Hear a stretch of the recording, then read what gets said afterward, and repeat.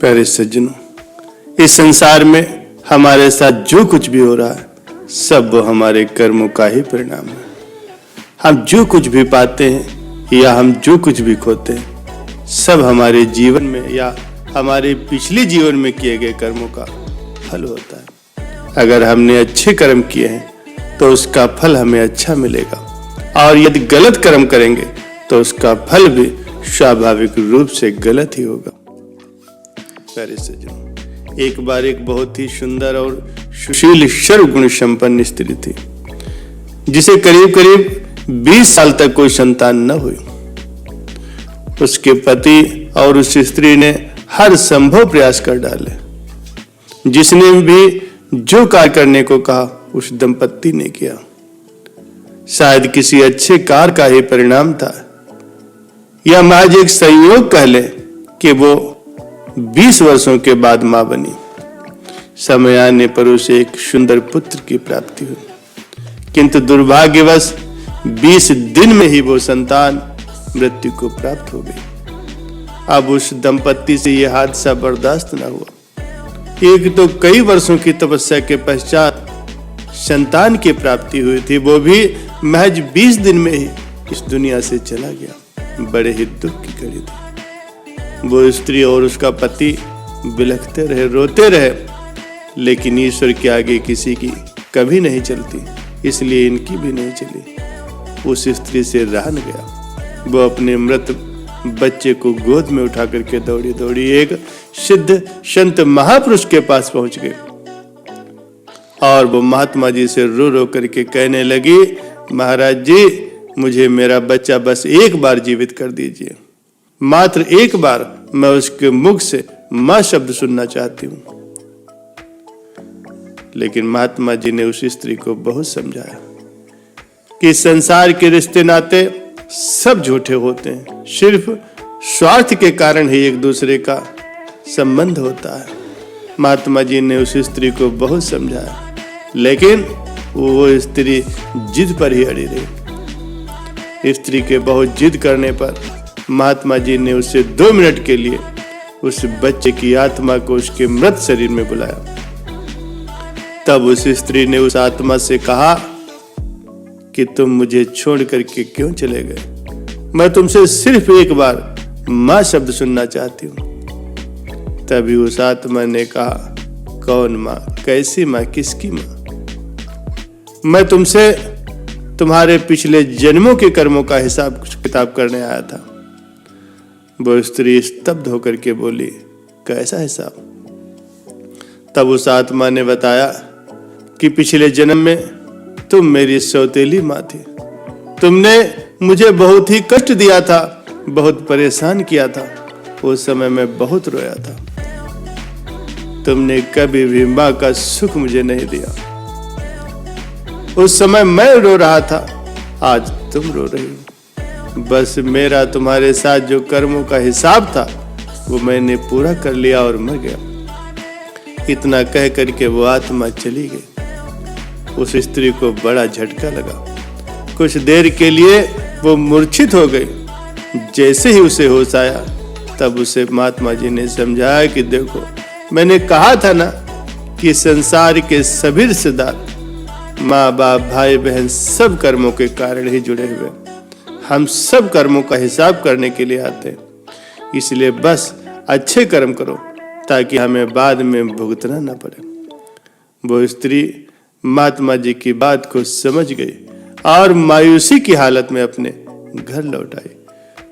प्यारे सज्जनों, संत महापुरुष सदैव ही हमें अच्छे कर्म करने पर जोर देते हैं। इस जन्म में या पिछले जन्म में जो हमने कर्म किए हैं उनका फल आज भोग रहे हैं। गीता में स्वयं भगवान श्री कृष्ण जी ने भी कहा है कि आपके साथ जो कुछ भी घट रहा है या जो हो रहा है वो आपके कर्मों का ही परिणाम है। प्यारे सज्जनों, इसलिए हमें निरंतर ही अच्छे कर्मों को करते रहना चाहिए।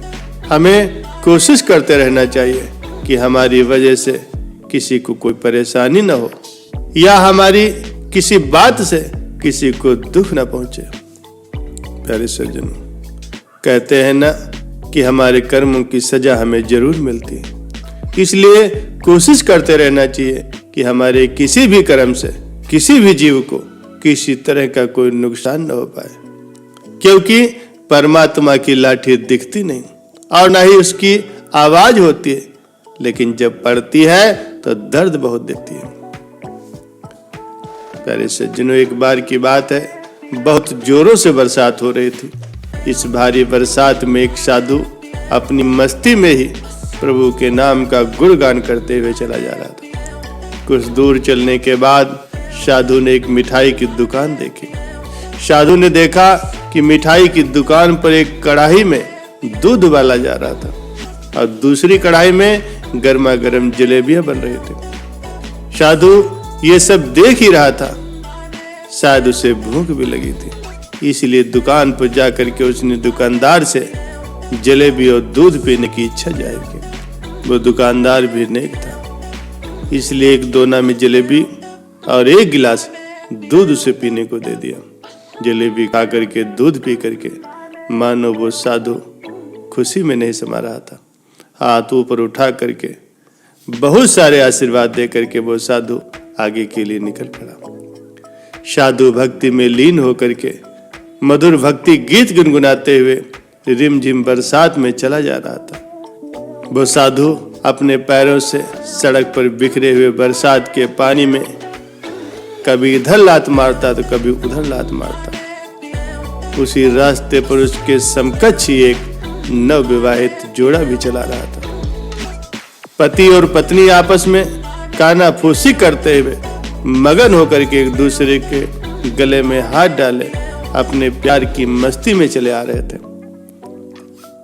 साधु ने इस बार पानी में लात मारी ही थी कि बारिश का कुछ पानी उस औरत के ऊपर जा गिरा। अब साधु कुछ बोलता इससे पहले ही उस स्त्री का पति झल्लाते हुए उस साधु के ऊपर टूट पड़ा।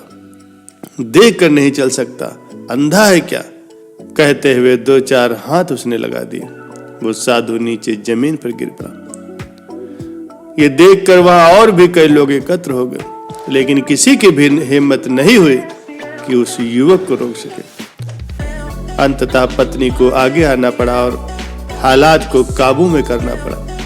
पति पत्नी आगे बढ़ गए। जमीन पर गिरे हुए उस साधु को किसी ने सहारा देकर के उठाया। साधु फिर अपनी मस्ती में चलने लगा। दूसरी तरफ वो दंपत्ति आगे चलते हुए अपने मकान के करीब पहुंच चुके थे। पत्नी ने चाबियों का गुच्छा पति को थमाया और पति सीढ़ियों पर चढ़ते हुए दरवाजे की तरफ आगे बढ़ा ही था कि अचानक ही उसका पैर फिसला और सीढ़ियों से गिरता हुआ नीचे सड़क पर आ गिरा। ये सब देखते हुए पत्नी जोर से चिल्लाई और लोगों से मदद की गुहार लगाने लगी। पत्नी की आवाज सुनकर के लोग वहां पर इकट्ठा हो गए, लेकिन पति को बचा न पाए और उसकी मृत्यु हो गई। पूरा माहौल गर्मा गर्म हो गया। पत्नी अधीर होकर के गिर पड़ी। पति के वियोग में जोर जोर से विलाप करने लगी। तभी वहां से वो साधु भी गुजरा।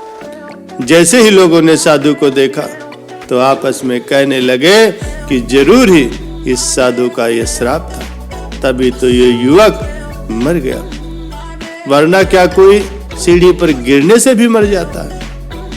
लोगों ने तुरंत ही उस साधु को रोका और कहा कि बाबा, तुम कैसे भक्त हो, थोड़ी सी बात पर इस युवक को श्राप दे दिया और वो मर गया। लोगों की बातें सुन करके वो साधु स्तब्ध रह गया और लोगों से हाथ जोड़ करके कहने लगा कि भाई, मैंने उस युवक को श्राप नहीं दिया। तभी भीड़ में से एक ने कहा कि अगर आपने श्राप नहीं दिया तो ये युवक कैसे मर गया? भला सीढ़ियों से गिर करके कोई मरता है? जरूर आपके श्राप का ही असर था।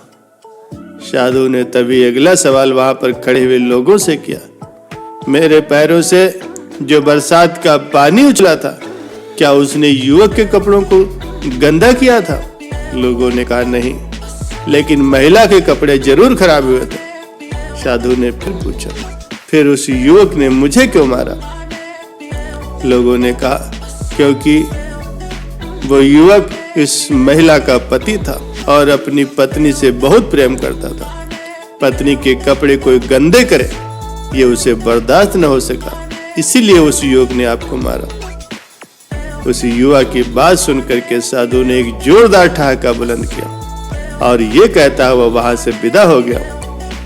तो भगवान की कसम मैंने श्राप किसी को नहीं दिया, लेकिन कोई है जो मुझसे बड़ा प्रेम करता है। अगर उसका यार सहन नहीं कर सका तो मेरे यार को भला कैसे बर्दाश्त होगा कि कोई मुझे मारे।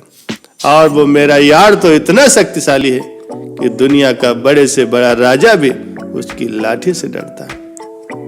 अरे सज्जनों, ये सच है, उस परमात्मा की लाठी दिखाई नहीं देती और आवाज भी नहीं करती, लेकिन जब पड़ती है तो दर्द बहुत देती है। हमारे कर्म ही हमें उसकी लाठी से बचाते हैं, इसलिए सदैव अच्छे कर्म करते रहना चाहिए। कोई भी ऐसा कार्य न करे जिसे किसी को कष्ट हो।